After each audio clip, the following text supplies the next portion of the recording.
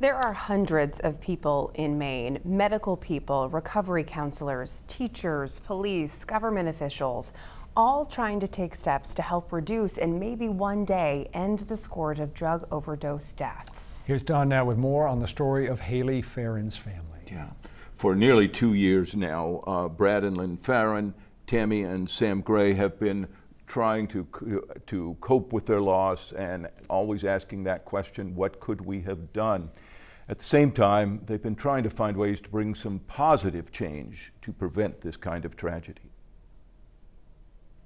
Haley's death from fentanyl is sadly one of hundreds and hundreds around Maine. I wake up some mornings and it's like, that's just a bad dream. Still, absolutely. I keep expecting to see her car come down the driveway, or if I see a car that looks like hers, I keep looking because I think I'm going to wave and it's going to be her. They know what happened. And basically, we were robbed of Haley. She was stolen from us by this guy, by the drugs. I'm not saying that Haley didn't play a part in it. She made a conscious choice to take these drugs, but she was manipulated. But they still search for ways to stop it from happening to others.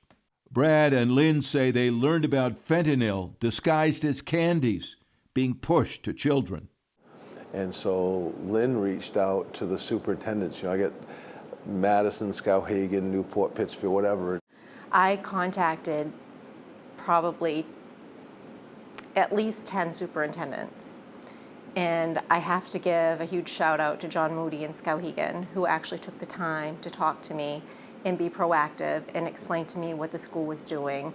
They had already gone before the school board to get permission to have Narcan in schools. She says MCI in Pittsfield also talked to her about a significant program in the school.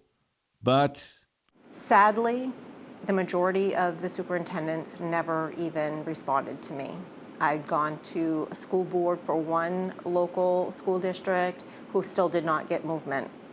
And the answers that I was getting was that it was up to the nurses in the school, the school nurses to determine what the schools would receive for training and education. It was very disheartening to find out that the younger generation, who are so vulnerable, are getting no education on what's out there and what it can do. Brad Farrin is also a state senator, so he has tried to pass some new laws. So one of the bills that put in based upon that was based upon Tucker's law out of Texas, which would mandate 10 hours of class time instruction on dangerous drug awareness.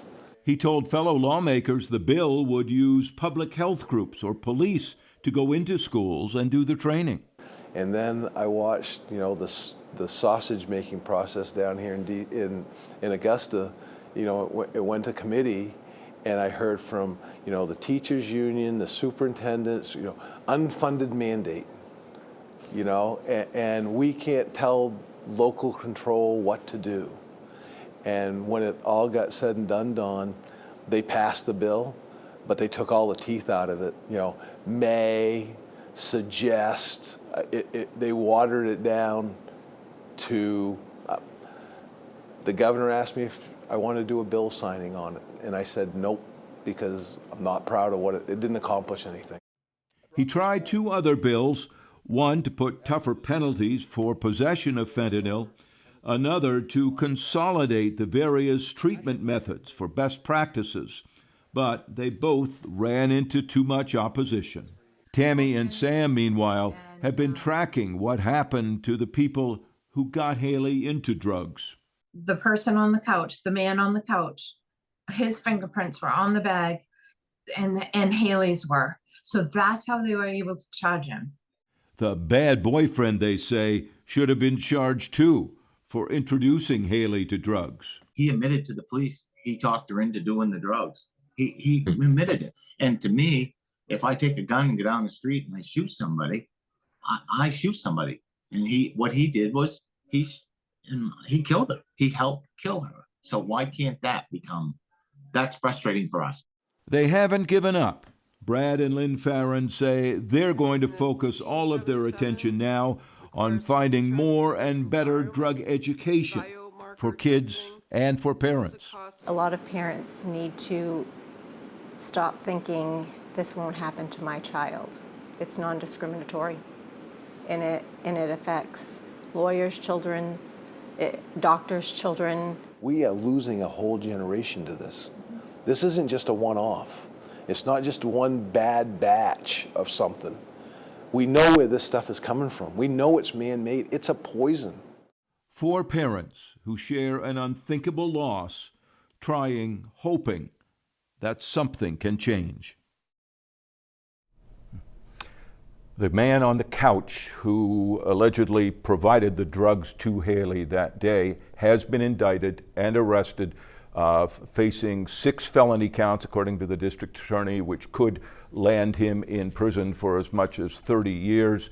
At this point, he's scheduled to go on trial in June. And Rob and Sam, this of course is one story that we know of because we know Senator Farrin. But as we also know, there are so many others out there, families touched by the same kind of loss because of these deadly drugs. Hundreds every year, Yes. just in Maine. Yep. Thanks, Tom.